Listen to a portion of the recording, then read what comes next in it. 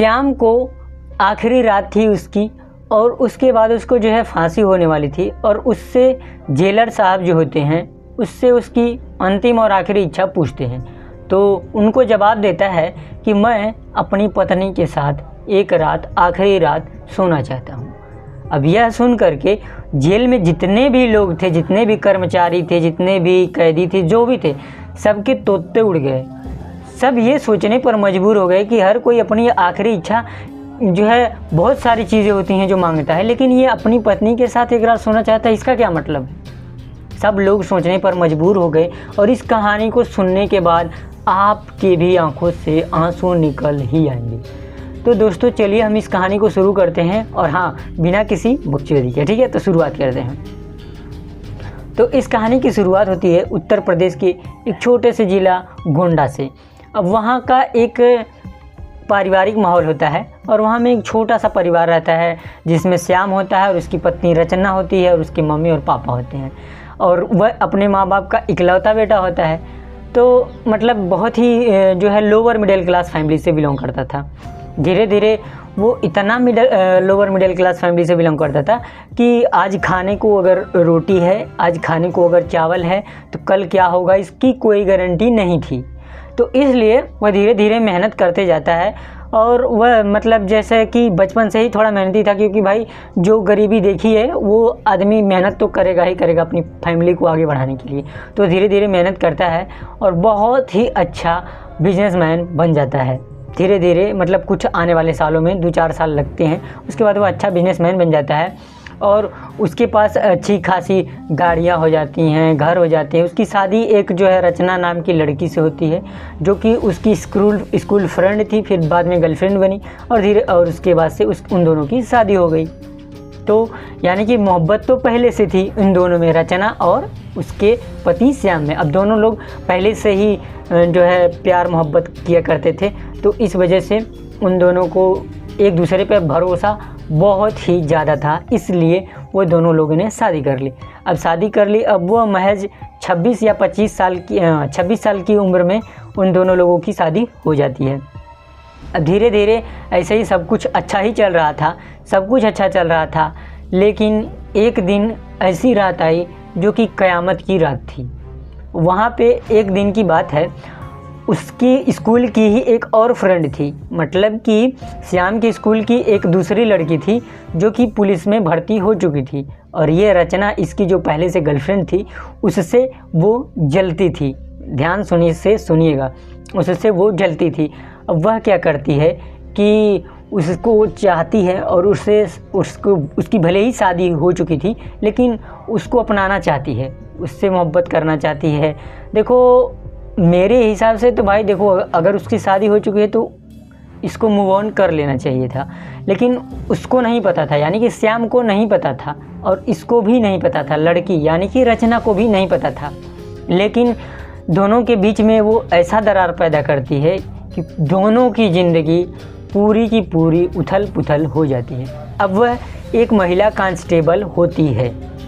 एक रात की बात होती है, तकरीबन 9 बज रहे होते हैं, और अपने ऑफिस से श्याम निकल कर के आता है, और रास्ते में एक जो है पुलिस वाली भेंट आती है, मतलब उसको मिलती है, और पुलिस वाली से वह थोड़ी बहुत बातचीत करती है। तो वो बोलती है कि तुम बचपन के वही श्याम हो ना, और जो है जो अपना कॉलेज था उस कॉलेज का अपना नाम बताती है, ठीक है, देवी कॉलेज, प्रभा देवी कॉलेज। तो कहता है कि हाँ, इसी कॉलेज से मैंने भी पढ़ा है और इसी स्कूल से मैंने भी पढ़ा है। तो दोनों बताती थी कि मेरा नाम जानते हो। हाँ, दोनों एक दूसरे को पहचान जाते, क्योंकि क्लासमेट्स थे, पहचान जाते हैं। लेकिन वह महिला कांस्टेबल उसके साथ कुछ ऐसा कर देती है जिसे देखने के बाद आपकी भी रूह कांप उठेगी। अब वह महिला कांस्टेबल क्या करती है कि बोलती है, क्या तुम मेरे साथ कॉफ़ी डेट पे चलोगे? तो बोलता है कि नहीं, मेरी शादी हो चुकी है और मैं जा नहीं सकता। तो वो बहुत रिक्वेस्ट करती है कि यार तुम मेरे बचपन के जो है दोस्त भी हो, और हमारे साथ इतना रहे हो, घूमे हो, जो भी है, तो तुम इतना नहीं कर सकते हो। लेकिन वह मान जाता है धीरे धीरे, और वह कॉफ़ी पीने के लिए चला जाता है। अब दोनों जा कर के जो है कॉफ़ी वाले शोरूम पे जा कर के बैठ जाते हैं।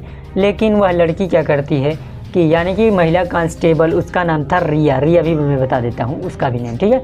तो रिया क्या करती है कि जो है बोलती है कि मुझे वॉशरूम जाना है। अब वो वॉशरूम जाने के लिए बहाना बनाती है और जहाँ पे कॉफ़ी काउंटर पे जाती है और उस कॉफ़ी काउंटर वाले को पैसा देती है और उसमें एक दवा मिलाने को बोलती है और वह दवा मिलाता है और दवा वाली कॉफ़ी जो है उनको ले जा करके दे देता है, यानी कि श्याम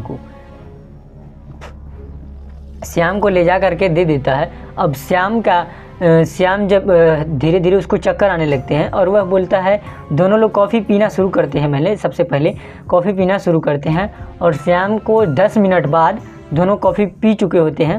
वो भी वॉशरूम जो बहाना बनाई थी वॉशरूम से वापस आ जाती है। अब दोनों कॉफ़ी पी चुके होते हैं और कॉफ़ी पीने के बाद वहाँ से निकलने ही वाले होते हैं कि उसको चक्कर आने लगता है श्याम को। अब श्याम रिया से बोलता है कि रिया मुझे चक्कर आ रहा है और मैं क्या करूं, मुझे मेरे घर तक छोड़ दो, मेरी पत्नी मेरा इंतज़ार कर रही होगी। तो वह महिला कांस्टेबल अपनी ड्रेस में ही थी, ध्यान से सुन लेना, अपनी ड्रेस में ही थी, लेकिन वह उसके बाद से वह बेहोश हो जाता है।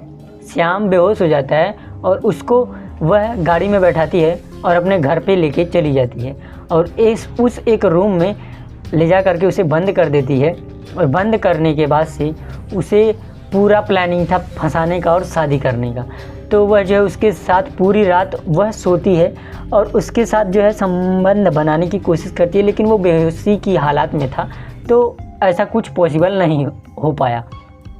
तो वह क्या करती है, सुबह को जब वह उठा तो देखा कि उसके जो है यहाँ पे लिपस्टिक वगैरह लगे थे, मतलब चिक्स पे बहुत ही और बदन पे। तो वो थोड़ा सहम सा गया और डर सा गया कि मैं हूँ कहाँ। उसके बाद से जब वह लड़की यानी कि रिया जब बाहर से अंदर आती है रूम में, तो वह पूछने लगता है कि रिया ऐसा क्या हो गया। उसके बाद से वह बताती है और वह रोने लग जाती है और पुलिस को फ़ोन कर देती है और रोने लग जाती है और पुलिस को फ़ोन करती है। पुलिस आती है और उसे गिरफ़्तार कर लेती है। उसका मानना था, यानी कि लड़की रिया का मानना था कि जब मैं इनको फंसा दूंगी तो हम कोर्ट मैरिज कर लेंगे, हम शादी भी कर लेंगे, क्योंकि हम इनको बहुत पहले से प्यार करते हैं। अब वो भी उससे प्यार करती थी। अब देखो, ज़रूरी नहीं है कि जिससे आप मोहब्बत करो वो भी आपको मोहब्बत करे ही करे, ठीक है। तो ये सीन था। उसके बाद से वो फ़ोन करती है, वह जेल में जाता है। उसकी पत्नी को पता चलता है, लेकिन उसकी पत्नी कुछ भी, क्योंकि उसको पूरा का पूरा भरोसा था। अब धीरे धीरे यह मामला इतना बढ़ जाता है क्योंकि एक महिला कांस्टेबल की इज्जत उछली थी और वह जो कि उसने खुद ऐसा करा था, लेकिन पूरी पब्लिक को ये सारी चीज़ें नहीं पता थी। और वह रो रो करके, यानी कि लड़की आंसू दिखा दिखा करके रो रो करके अपनी पूरी की पूरी जो है सारी चीज़ें दिखाती है, मतलब कि ऐसा ऐसा इसने मेरे साथ करा है और ये इनको शादी मेरे साथ करनी ही पड़ेगी। अब वो, लेकिन जो है जनता की डिमांड आ जाती है कि जब पुलिस सुरक्षित नहीं है तो आम लड़कियां कैसे सुरक्षित हो सकती हैं, और ऐसे दरिंदों को फांसी की सज़ा होनी चाहिए। अब वह बेचारा श्याम इतना बुरी तरह से फंस गया, न आगे जा सकता था, न पीछे जा सकता था, न अपनी पत्नी से बात कर सकता था, क्योंकि उसके मुंह पर कालिख लग चुका था। अब जनता की इतनी डिमांड और सोशल मीडिया हर जगह वायरल होने लग गया। और उसकी पत्नी जब देखी और सुनी तो सिर्फ इतना ही कहा कि मुझे उस पर भरोसा है, वह ऐसा नहीं कर सकता है। और इसके पीछे ज़रूर कुछ तो राज है। देखो, अगर उन दोनों ने एक दूसरे से मोहब्बत किया था तो भरोसा भी किया, तभी उन लोगों का जो है इतना अच्छा रिलेशन बना और जो है बचपन से लेके शादी तक आया, ठीक है। और वो सारी चीज़ें हुई और जनता का डिमांड आने लगा कि इसको फांसी की सज़ा होनी चाहिए। पूरा मीडिया पे, हर चैनल पे, हर जगह यही दिखाया जाने लगा कि श्याम को फांसी होनी चाहिए, ताकि ऐसे दरिंदगी कोई और ना करे।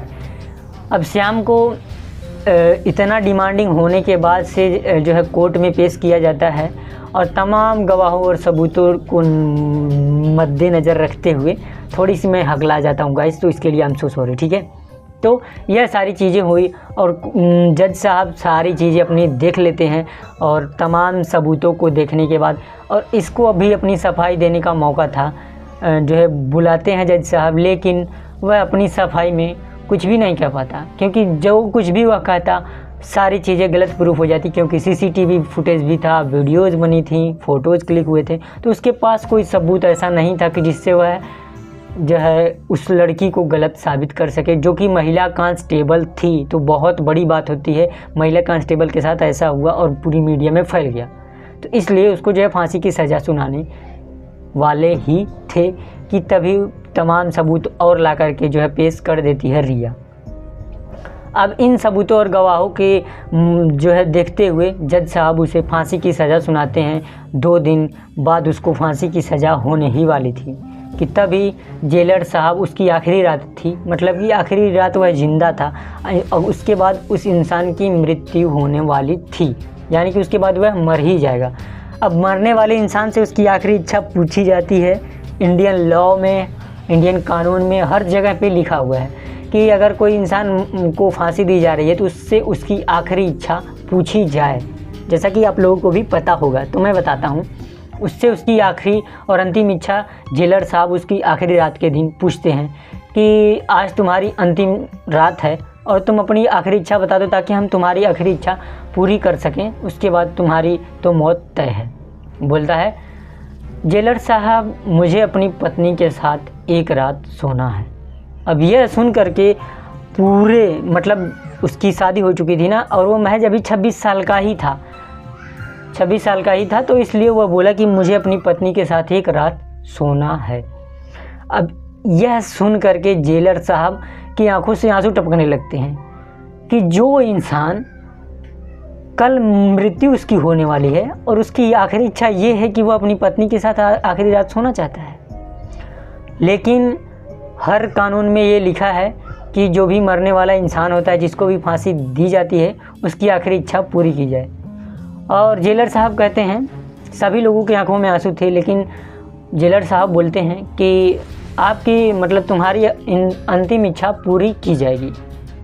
और वह अंतिम इच्छा पूरी की जाएगी और जेलर साहब उसकी पत्नी को फ़ोन करते हैं और बुलाते हैं, थाने आ जाइए, और आपके पति की आखिरी इच्छा है कि वह आपके साथ एक रात सोना चाहते हैं। लेकिन जेलर साहब उसी जेल में एक कमरा था खाली, उसको जो है पूरा सेटअप करवाते हैं, बेड वगैरह लगवा देते हैं। लेकिन जेलर साहब थोड़े जो है ब्रो माइंडेड, यानी कि थोड़ा अच्छे थे और थोड़ा इनका शार्प दिमाग था, तो इस वजह से वो क्या करते हैं कि बेड के नीचे जो है माइक्रोफोन लगवा देते हैं, ताकि वो दोनों जो है रात में जो कुछ भी बातें हों वो हम सुन सकें और रिकॉर्ड कर सकें।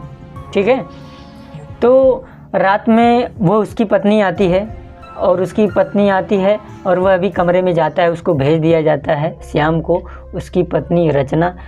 अब दोनों कमरे में पहुंचते ही रोने लग जाते हैं, एक दूसरे से गले मिलते हैं और रोने लग जाते हैं, एकदम से फूट करके रोने लगता है। और उसकी पत्नी समझ नहीं पाती है कि आखिर हुआ क्या और तुम रो क्यों रहे हो, यह पूछती है।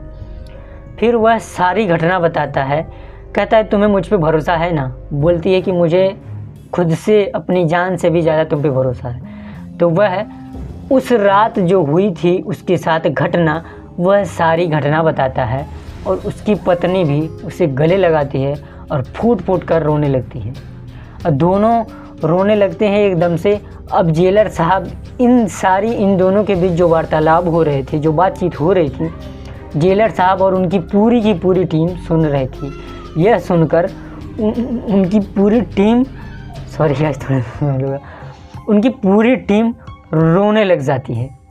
और मतलब कि यार आप खुद सोचो, जिस इंसान को मतलब जो है फांसी होने वाली थी, वो आखिरी रात में थोड़ा ऐसे इमोशनल हो गया। मैं कहानी सुनाते तो आई एम सॉरी, ठीक है। तो उसके बाद से वो क्या करते हैं कि जो है उनकी आखिरी रात होती है और उसके बाद उनको जो है फांसी होने वाली थी। तो जेलर साहब यह सोचते हैं कि यह गलत हो रहा है और इंडियन कानून में, और एक बेगुनाह को सज़ा दी जा रही है।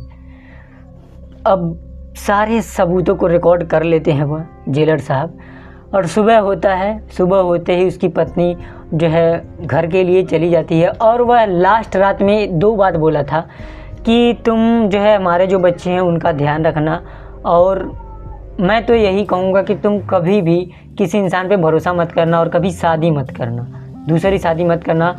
भले ही वो बोलते हैं कि तुम शादी कर लेना, वो बोलते हैं कि तुम दूसरी शादी कर लेना और तुम मेरे बगैर रह सकती हो, लेकिन जो है कब तक ऐसे रहोगी? अभी एज ही क्या है, अभी हम लोग 25-26 के ही हैं, तो तुम दूसरी शादी कर लेना और हमारी आखिरी इच्छा यही है। लेकिन वह कहती है कि मर जाऊंगी, अगर आप भी मर जाएं, आपकी अगर जो है फांसी हो जाती है तो मैं भी मर जाऊंगी, पर शादी नहीं करूंगी। यह सब सुन करके सारे लोग रोने लग जाते हैं और इतनी सारी इमोशनल बातें वो सुनने के बाद और सारी चीज़ें सबूत को इकट्ठा कर लेते हैं जेलर साहब और उसको जो है फांसी की सज़ा सुनाने ही वाले होते हैं। फांसी पे उसको फांसी के फंदे पर वहाँ पे चढ़ाने वाले होते हैं कि तभी जेलर साहब सारे सबूत इकट्ठा कर लेते हैं और वहाँ के सारी CCTV फुटेज वगैरह, और वहाँ पे जज साहब फैसला सुनाने ही वाले होते हैं कि उसे फांसी दी जाने ही वाली होती है कि तभी जेलर साहब पहुँचते हैं वहाँ पे और वह बोलते हैं कि रुको।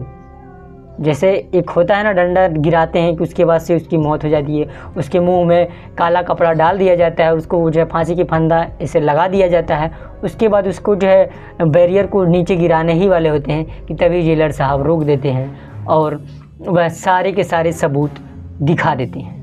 अब सारे सबूतों को नज़र रखते हुए उन्हें फिर से कोर्ट में पेश किया जाता है और यह घटना जब CCTV फुटेज देखी गई और सारी चीज़ें देखी गई कि जो है उस रेस्टोरेंट का जहाँ पे उन्होंने कॉफ़ी पिया था उसका, और उस इंसान को भी पकड़ा गया जिन्होंने इसमें दवा मिलाई थी, सारी चीज़ें, तो जज साहब उसको रिहा कर देते हैं बाइज्जत, मतलब इज्जत के साथ उनको जो है वहाँ से फांसी के फंदे से मुक्त किया जाता है। एक बार फिर से इंडियन कानून में यह साबित हो गया कि भाई कानून कोई चीज़ होती है और हमेशा सत्यमेव जयते, यानी कि सच्चाई की ही जीत होती है। थोड़ा बातें इमोशनली निकल जा रही हैं, इमोशन में मैं बह जा रहा हूँ, लेकिन फिर भी गाइस कहानी को पूरा सुनना, ठीक है। तो उसके बाद से उसको जो है वहाँ से रिहा किया जाता है और उसकी पत्नी मिलती है और वह फूट कर वहीं पर, जैसे ही कोर्ट से बाहर निकलती उसकी पत्नी वहीं पर थी, आ गई थी, क्योंकि उसको पता चल गया, जेलर साहब फ़ोन करके बुला दिए थे कि आपके पति को फांसी नहीं होने वाली है, जो कि वह बेगुनाह हैं, उनकी कोई गुनाह नहीं है। उसकी पत्नी वहीं पर गले मिल के फूट कर दोनों लोग रोने लग जाते हैं। यह सब देखकर जनता, जज साहब खुद असमंजस में हो जाते हैं और उस महिला कांस्टेबल को हमेशा के लिए सस्पेंड कर दिया जाता है, क्योंकि उसने एक आम इंसान, आम नागरिक पर इतना गंदा और इतना भद्दा मजाक लगाया था और इतने उसके गंदा और जो है भद्दे इस मजाक से एक आदमी की और एक इंसान की जान चली जाने वाली थी और उसका पूरा परिवार बिखर जाने वाला था। इस वजह से उस महिला को वहाँ पे सस्पेंड किया गया और कुछ दिन की उसकी जो है सज़ा हुई जेल में और अभी तक वो बंद है। और उसके बाद क्या हुआ, अब यहीं पर कहानी ख़त्म होती है। तो बस दोस्तों, इस कहानी पे आपकी क्या राय है और आपकी आंखों में आंसू आए या नहीं ज़रूर से बताइएगा। लेकिन दोस्तों मेरे आंखों में आंसू आ ही गए, क्योंकि मैं भले ही सुना रहा हूँ लेकिन कहानी इतनी इमोशनल है ही ना कि आप हो चाहे जो भी हो दोस्तों, हर वो इंसान इमोशन से बंधा हुआ होता है।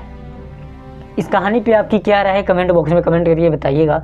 और इसी तरह की अगर कहानी आप लोग सुनना चाहते हो और आपको मेरी कहानी कैसी लगती है ज़रूर से बताइएगा। और आप लोग किस जगह से देख रहे हो, अपना नाम और अपना स्टेट, अपना ज़िला वगैरह कमेंट कर देना, ताकि मैं अगली वीडियो में कुछ लोगों के नाम ले सकूं जो टॉप में आएंगे, ठीक है।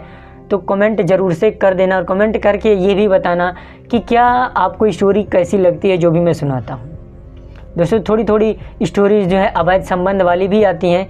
अब देखो ज़रूरी नहीं है कि मतलब मैं सारी स्टोरीज़ को कवर करूं, लेकिन आप लोगों के लिए अगर आप लोग चाहते हो तो मैं इसी तरह की स्टोरीज लेके आता रहूँगा। तो बस आज के लिए इतना ही, तब तक के लिए जय हिंद, bye bye, take care and love you all.